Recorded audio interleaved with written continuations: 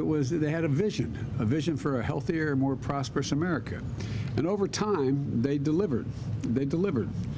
Cleaner water, proof that sustainable environment can mean a stronger economy. And one of the things I'm proudest of in our administration, before I went into detail with my quote, green agenda, I got all the unions together. Literally got all the unions together. Bigger said the unions view it as against their interest. And starting with the IBW electric workers, they endorsed it. And every union has stepped up because they figured it out. Their jobs, they're the ones who can help us transition in ways like never before. It's not going to cost them jobs. It's going to increase jobs.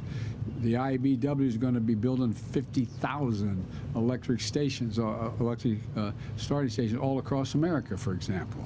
And so look, change continues today, and a new generation of Americans helping us lead the way against the threat of climate change. Every time I get a little down, I don't know about my colleagues, I suspect they're the same, I just turn on the television or take a look at all the young people. This young generation is not going to put up with all this stuff. No, they're not. I mean, they are really, really energized, whether it's basic human rights or it's the environment. They're just not stopping. And from day one of my administration, we've stood with them. Governor, I hate to admit it, but I was part of that early Earth Day. I was only 7 years old, but God, oh my Lord, I can't admit I said that. But anyway, it's been a passion of mine as long as I've been involved in public life. The first thing, what got me involved in politics, not that it matters to you all, but I was thinking about it on the way over here. I was a young attorney in Delaware, and they wanted to, across the top of my state, they wanted to connect two highways, and it's through what is the most beautiful part of the state. But instead of being willing to do it in an area that in fact had no consequence for the environment, they decided to put it through areas that were straighter but more damaging. And I got involved to try to stop the construction of that highway, which I did. That's what got me involved. And it caused me great problems because I ended up having to run for the county council, which was the hardest job I ever had. Didn't want it. At any rate, but as a matter of fact, in 1986 in the United States Senate, I introduced and we passed the first Global Climate Protection Act, the first time. And it was a warming legislation in the Senate. And on Earth Day, we convened last year over 40 leaders from around the globe, reasserting America's leadership on climate after 4 years of administration denying that there was a climate crisis, denying that there was any need to do anything about the environment.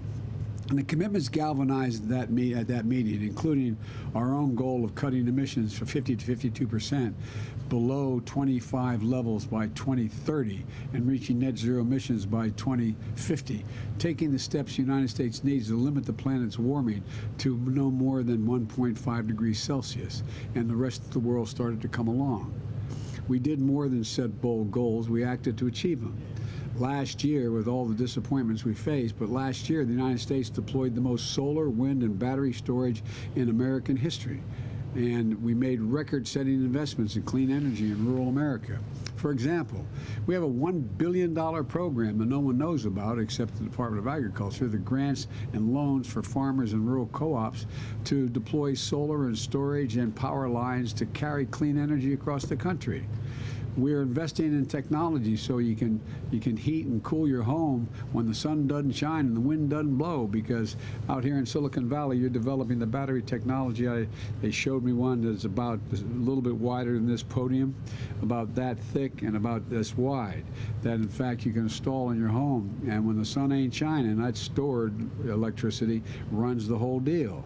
And by the way, windmills don't cause cancer. And across the country, we have enough clean energy capacity to power now 56 million homes. Now, here's what we're doing with automobiles. I'm an automobile buff. I have a '68 Corvette that does nothing but pollute the air, but I don't drive very much. I brought together the automobile manufacturers. And Mary Barry, who runs General Motors, is a fine person. At the time, she was suing the state of California, General Motors, for their increased mileage requirements that exceeded the federal standard. I mean, the federal standard. And the argument Ford, General Motors was making was you couldn't exceed the federal standard locally. And we had a long talk. And I didn't suggest it, but she dropped that suit and contacted me and said, I'm going to make a commitment. I brought together the American automobile industry and they agreed on an ambitious goal, 50% electric vehicles by sales by year 2030. That's the commitment that they made. I didn't make it for them. They made it because they've realized what the future is. I saw it when I drove Ford's all-electric 150 pickup truck, which I might add, which was disappointing. It's faster than my Corvette. You think I'm kidding? It's a 4.2. You know, although I did suggest if I'm out of office and they have the first electric Corvette, I want to buy it. But at any rate, you know, and when I drove the electric Jeep Wagoneer around South Lawn of the White House. You know, to date, automakers have announced investments of more than $100 billion in EV manufacturing. $100 billion. That's along with us setting ambitious standards to cut pollution in cars and trucks, to boost fuel economy standards, which we're going to be announcing very soon, upping the mileage requirement for the minimum mileage requirement. But that's not all. The bipartisan infrastructure law, which the folks behind me are the reason why that occurred, I signed, provides billions of dollars for a nationwide network of 500,000 charging stations. 500,000. And with electric school buses, by the way, down to North Carolina, you should see the factory down there.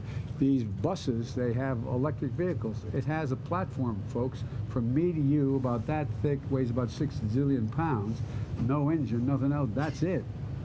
But it's all electric, all electric. And guess what?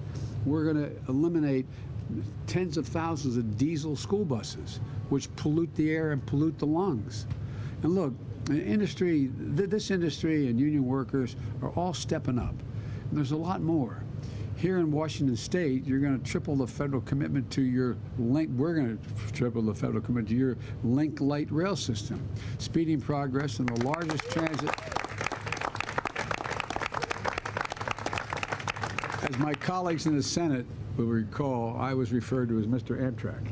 I've taken over 1,200,000 miles in Amtrak, commuting every single day. You think I'm joking? For 36 years, every single day, the Senate was in session to go home and see my kids. But the folks, you know, it's a simple proposition. Most people don't realize it. Given a choice to go from point A to point B and rail, electric rail, or drive your automobile, if you can get there fast or faster on rail, you take the rail. The estimates will take millions of vehicles off the road. The largest transit construction project in the country that runs entirely on clean energy. The bipartisan infrastructure law provides $66 billion. It's passed, $66 billion for freight rail, $39 billion for public transit, $10.6 billion for clean electric buses, and $2.5 billion for clean ferries on my coast of Delaware and out here for you all. This will take millions of cars worth of pollution off the road and get people to places quicker. You know, look, I think one Amtrak train carries as many passengers, I know the statistics, as 6 lanes of a major interstate highway. That's how many passengers it carries. Look, it matters. We saw new standards. We set new standards. We slashed methane and brought over 100 nations together when I was at the big meeting we had in Europe. 100 nations around the globe. And I got them to, there's 2 things I was able to accomplish. One, I got a pledge from, I think it was 144 of them, that they would eliminate methane and do the same thing we're doing to keep it. It's the most damaging of all the pollutants that are going up. We also set new standards for super polluting HFC emissions. Remember the big fight we had? I know because when I almost lost an election because the DuPont company makes the long story. Anyway, but look, we set new standards for cleaner cement. You say, what the hell are you talking about, Joe? This is probably the only audience to understand cleaner cement. Cement is an incredible pollutant, And it matters because cement's responsible for 8% of the global climate emissions. Cement. I got to admit to you, as long as I've been involved in this, until 2 years ago, I didn't know that. And we're delivering across the country. Lots of folks have promised it, but my administration is actually delivering, revitalizing communities across Appalachia. Look, folks, I come from Scranton, Pennsylvania, where I was raised. The reason I got to Delaware is coal died. My dad was not in the coal mines, he was in sales, but the whole economy died. And, you know, you can understand why in places like West Virginia and southeastern Pennsylvania, and why people were worried about doing away with coal. You know, but it's their jobs. They don't know what they're going to do. But guess what? In the bipartisan infrastructure bill, the law is going to help us cap and seal abandoned mines. There's thousands of abandoned mines. Cap and seal them. They're no longer going to seep pollution into the air or the water. The law is putting abandoned mine workers to work at the same salary they were working digging the mines in the first place. There's several thousand of these wells that have to be capped, and they have to harvest the energy, and they're going to get paid. So we've provided alternatives. They're manufacturing and installing solar panels where they once dug for coal. Look, out here in the West, we're repowering retired power plants and clean hydrogen and advanced nuclear, making them economic hubs again. And in the heartland, in the fields that feed our country, we're planting cover crops to pull carbon out of the air and out of the atmosphere. You know, they're becoming carbon sinks. Look, across the country, we set the first ever national conservation goal and protected more land and water than any other administration and record in our first year, because we can do it. And now the farmers are beginning to realize, if I put things in conservation, I get paid for putting cover crops down that absorb carbon. It makes sense to me. It keeps the land open, and it makes the environment much better. And they get paid for it, and they should get paid for it. It's their land. We're protecting natural wonders and cultural treasures, national monuments. I remember a little girl came up to me with her, I don't know how it happened, but I was walking outside, and a woman came up with her little girl and she said, "Mr. President, please protect Bears Ears." I said, "I beg your pardon, honey?" She said, "Please protect Bears Ears." I said, "Bears Ears?" She said, "Yes." And I knew what Bears Ears was because I've tried to take my kids to almost every national park. And I said, "Okay, honey." She said, "Promise me, promise me." And we did. Bears Ears, forests like this longest forest. And by the way, we got some of the conservative Republicans to support it in their state. We got some support for it. And now we're working to restore the salmon runs here in the Northwest. Look, we're putting America on the cutting edge. We've approved the first commercial-scale offshore wind project in federal waters, which has already broken ground, with U.S. workers and U.S. Steel going to be building these facilities. By the way, I was up in Colorado and looking at the facilities we have there. You know, we now have windmills that the blades in those windmills 102 yards long. Hear me? 102 yards long. They can be placed way out in the ocean. And, you know, and by the way, I made it clear to my friends up in Nantucket in that area, I don't want to hear any more about you don't like looking at them. They're pretty. But seriously, it's incredible, the breakthroughs that they're making. Once you tell a nation that we can do this, go do it, it's amazing what happens. It's amazing what happens. We've launched the first ever commercial flight powered by 100% sustainable aviation fuel. Lifted off with fuel grown here in America. Grown in America. We set the first net zero commitments for U.S. steel companies. And now we're rewarded for clean production through our first ever international carbon-based trade deal, which makes clean American steel cheaper to buy than dirty steel from other countries. And we're making it clear to the rest of the world that's what we're going to do. We put environmental justice at the center of what we do, addressing the disproportionate health, environmental, and economic impacts that have been borne primarily by communities of color, places too often left behind. I grew up when Cole died in Scranton. We moved to Delaware. My dad had grown up. We moved to a little steel town called Claymont, Delaware, which is right that arch that goes up into the Pennsylvania area there, and it's near a place called Marcus Hook, where there were more, at the time, more oil refineries than Houston, because of 10 million people in that Delaware Valley up there. And when I went to a small little school that was about a mile from the apartment complex we lived in, and a little school called Holy Rosary. And you couldn't walk to school because although it was a 4-lane access highway, it was just too dangerous to cross some of the streets. And my mother would get in and when it came it came the fall, this is the God's truth, and you'd get in the car and there's a little frost on the window, turn on the windshield wiper, there'd be an oil slick. Not a joke. I have asthma, and 80% of the people who, in fact, we grew up with have asthma. That's what you call a fence line community. I understand what it's like. We only lived there. I went to school there for 12 years, but I didn't live there that whole time. My generic point is, you take a look, my state used to be, thank God it's no longer, had the highest cancer rate of any state in the nation because we have fence line communities going down Route 9, going down along the Delaware River, major facilities, oil plants and the like. And the people that get hurt are the people who live on the other side of those fences. I made a commitment. They're the people who are going to get helped as we move this. They're the people where the money's going to go to help their neighborhoods. And this bipartisan infrastructure law gives communities the money they need to get forever chemicals, PFAS, out of the water. They're deadly, deadly, and a lot of it's responsible because we, the government, and the military has engaged in activities that we didn't realize how dangerous over the years. But we're going to get rid of it all. We started replacing 100% of all the lead pipes and poison that poison our water in America. 400,000 schools and daycare centers. The kids can't turn on that water without getting worried about whether there's lead in that water. 10 million homes in America, and here in this city, in this state. Because every American, every child should be able to turn on a faucet and drink clean water, which will also create thousands of good-paying jobs for plumbers and pipe fitters and others.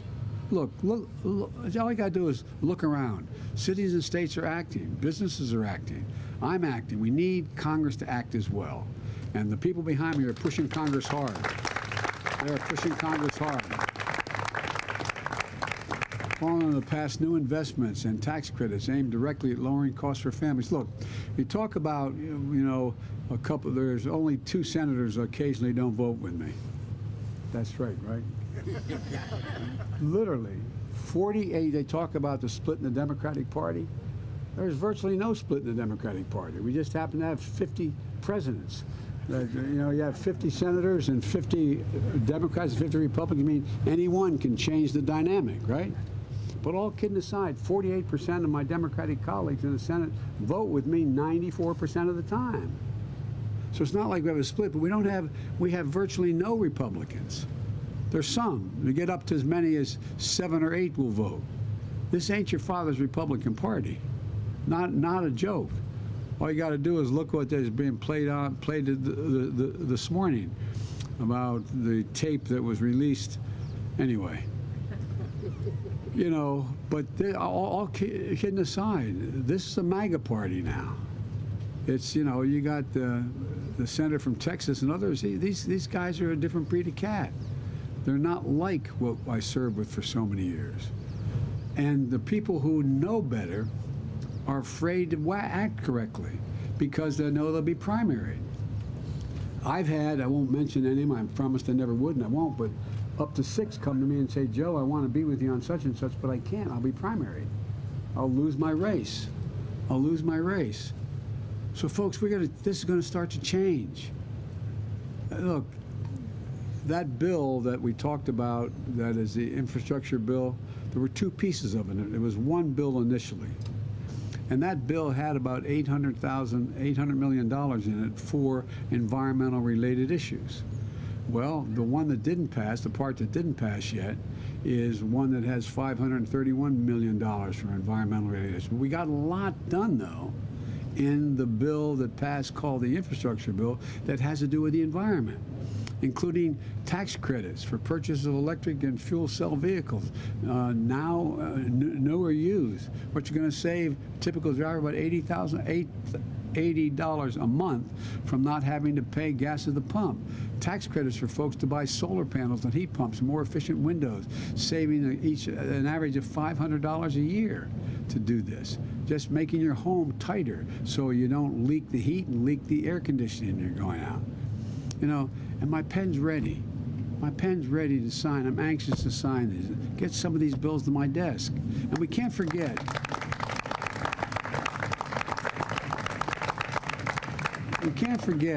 that achieving our ambitious climate goals is going to require nature itself to play a role.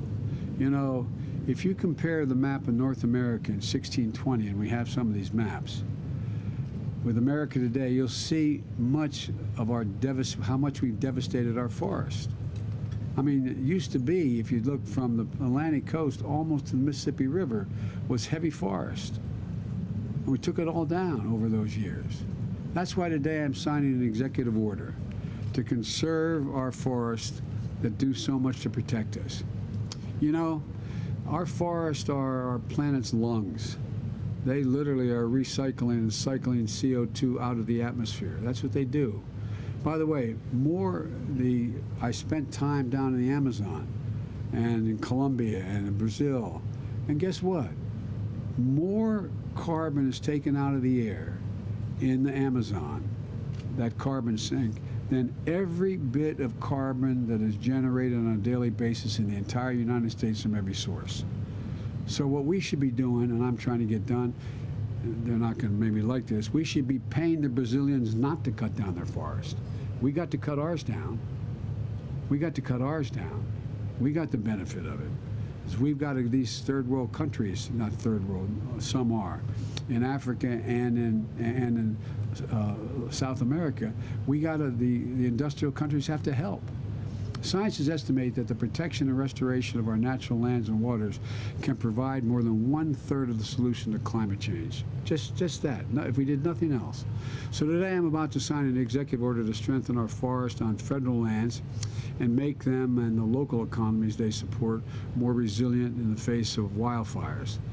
I've flown over every major wildfire in this country with FEMA since, not every, a couple I didn't, but the vast majority of them, and it's devastating. I've seen it from helicopters with FEMA just flying over here, Idaho. I didn't get to go to Oregon, but California. It's absolutely devastating. So we're going to work with state and local and tribal governments to map, catalog, and then conserve old-growth forests on our public lands. These are the forests. We're going to do this. These are the forests that store, sequester incredible amounts of carbon and help us fight climate change. The forests that are home to majestic trees like the ones here in this park's magnificent forest. You know, the executive order I'm going to sign is going to make good on the international forest protection commitments from the proposal I made in Scotland at Glasgow 26. I got 140 countries to sign up and say that together we represent 90% of the world's forests.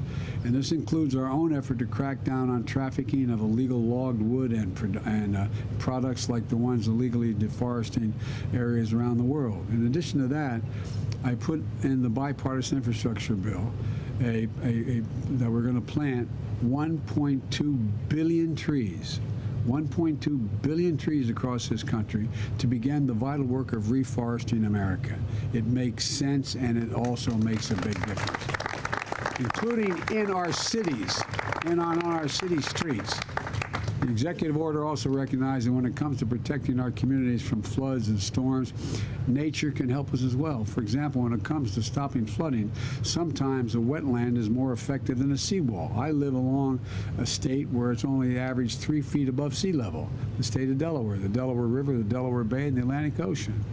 Well, you saw what happened, by the way, down in the Gulf. You saw what happened in Louisiana when they had that. You know, it matters whether or not there's a wetlands. They're significantly more consequential than seawalls. In order to help bring more of those nature-based solutions into our planning, we have to move quickly. And with this executive order on Earth Day, we're also showing this moment of maximum threat and urgency can also be a moment of enormous hope and enormous opportunity. That we carry in heart and mind the image of the ideal place, the right place, the one true home, known or unknown, actually visionary. I know you all feel it. You wouldn't be sitting here in cold with your coats not on if you didn't. So I'm not going to sign this executive order, and I think we're going to I just think this is the beginning of a new day. We're going to just have to overtake the opposition on this. I really mean it. So thank you all for being here. I'm going to sign this executive order.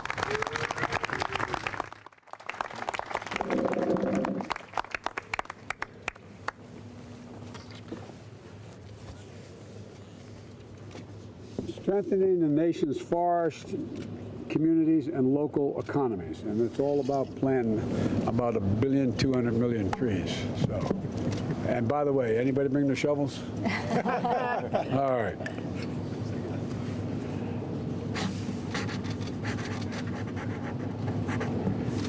Is this a state park or is this a city park? City park. Mr. Mayor. Yes, sir. On tribal land. Let me give you. Right here, right here. It's right behind Thank you. There you go. All right. Nice job.